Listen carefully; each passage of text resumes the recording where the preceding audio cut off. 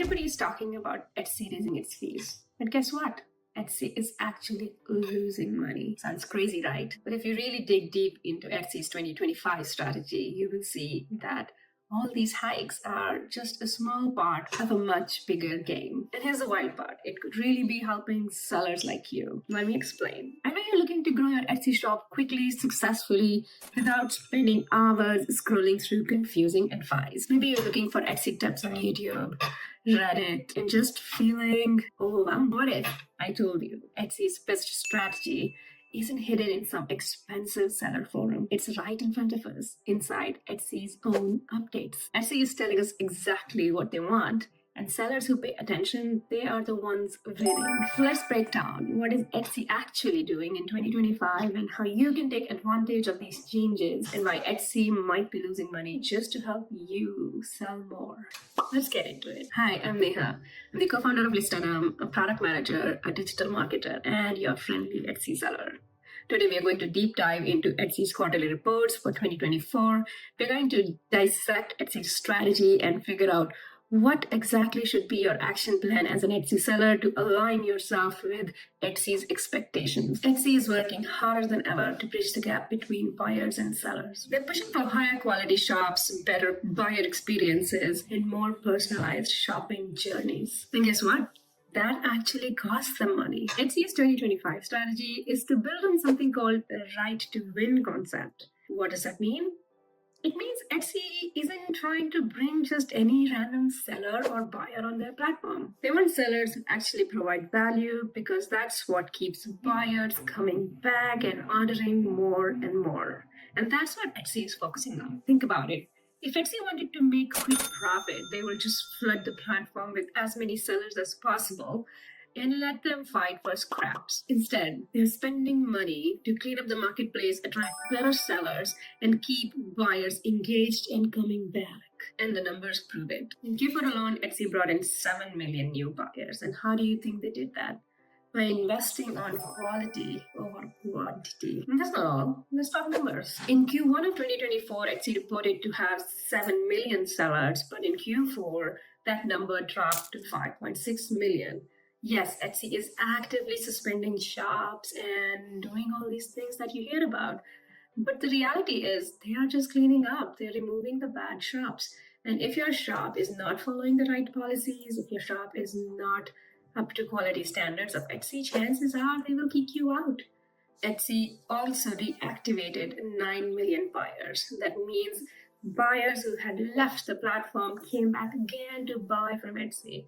They reported almost 90 million active buyers. That means there are 90 million buyers coming to find your cool products. Fewer shops overall. But that's not because people are leaving, because Etsy is cutting out low-effort sellers and frauds. They reported a reduction of almost 1.5 million shops from the beginning of the year to the end of the year, which means less competition for you. Etsy is removing low-quality listings, which means your shop has better chance of appearing in those search results than ever before.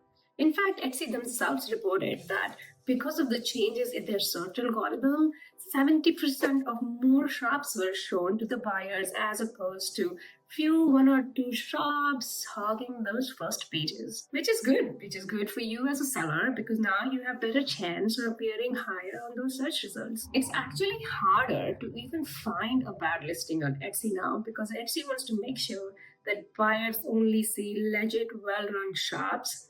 And guess what? That's good for you. Now let's talk about Etsy's strategy. So Etsy's 2025 playbook revolves around 3 key ideas. Master these and you will master Etsy's algorithm. The first one is that the buyers find their favorite stuff. What does this mean? Etsy is prioritizing shops that makes shopping faster and easier. If your listings aren't optimized, then you're probably invisible. Clear titles, high quality photos, and descriptions matter more than ever. They are also making changes to their search algorithm, which means they are going to show the buyer a diverse set of things in order to understand what are they really looking for, which is actually good for you because now your shop has chances of showing up for a wider range of things. So, more visibility for you. Number 2 on this list is creativity standards, building better shopping journeys. What does this mean? Imagine you're going to a shop. You see a really cool poster outside and you're like, hey, I want to buy that. And you go inside, but you feel lost. You're like, I don't know.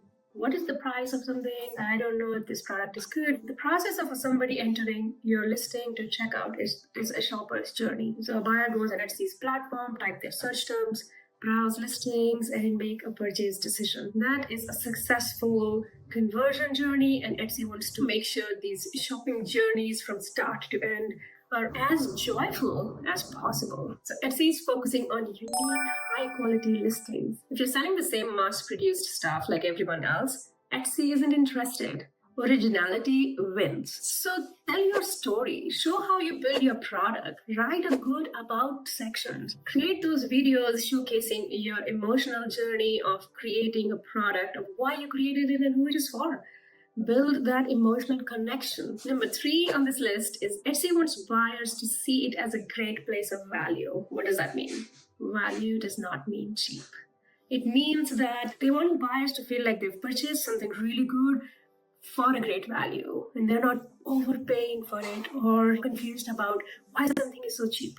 Etsy wants to be known for dependability, trust, good pricing, and great shopping experiences. Shops with great reviews, faster shipping, and solid customer service, they are being pushed to the top. And here's something most people completely overlook. Etsy isn't just advertising on Etsy. I know you don't love those fees. They're spending big money promoting the platform offsite. And that helps you even if you are never running a single ad. Let's talk about ads now. I feel like it's important to talk about ads. I know there's a lot of ambiguity around that. Do they work? Do they not? That's probably the topic of another video. They're confusing. But let's break down. There are 2 types of ads at play here. Online ads. Etsy lets you promote your own listings within the platform. And offline ads. Etsy is running ads on platforms like Facebook, Google, Pinterest, TV ads, billboards to bring in those new buyers to your shop. The second one, Etsy is spending its own money to get buyers on the platform. Buyers who could end up in your shop. And guess what? They only charge you if they buy. It seems like a win-win to me. And let's face reality here with everything going on in this world. Consumers are spending less. Ads are becoming harder to convert, and CPMs of these ads are getting more and more expensive by the day, which means Etsy is spending way more to bring you those qualified buyers. So while people complain about Etsy fees, Etsy is actually reinvesting that money to bring you more qualified traffic. Look at their profit.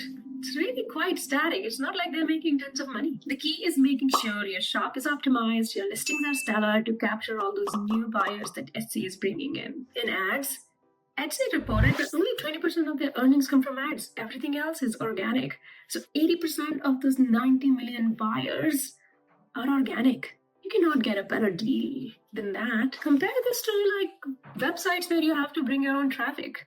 If you've ever run an ad yourself, you would know how quickly expensive they can get. Etsy mentions in their reports that they have made a lot of improvement in their ads platform to improve their conversion. They claim that this is actually bringing the sellers who are advertising their listings more sales and better ROAS. So if you haven't really tested Etsy ads lately, maybe give it a try. Let's talk about something huge and probably the most important thing that you need to know. Etsy wants to be seen as the go-to platform for gifting. And if you play this right, you can grab a piece of that market. In each quarterly report from 2024, they have mentioned how they have made strides to improve Etsy as a gifting platform with the introduction of gift mode, a gifting list, a better homepage showing more giftable items.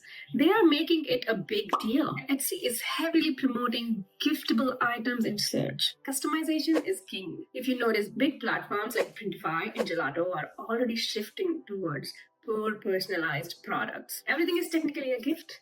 And if your listings aren't tagged as giftable, you are missing out. So what does giftable mean for you as an Etsy seller? Well, enable your gift mode, enable gift messaging, enable gift wrapping if possible, add personalization options to your listing, make people understand how your product is a great gift for someone they love. Etsy actually reported that their biggest selling events of double-digit growth on Mother's Day and Father's Day. And if you notice Etsy, you will see so many listings in the top are related to birthdays.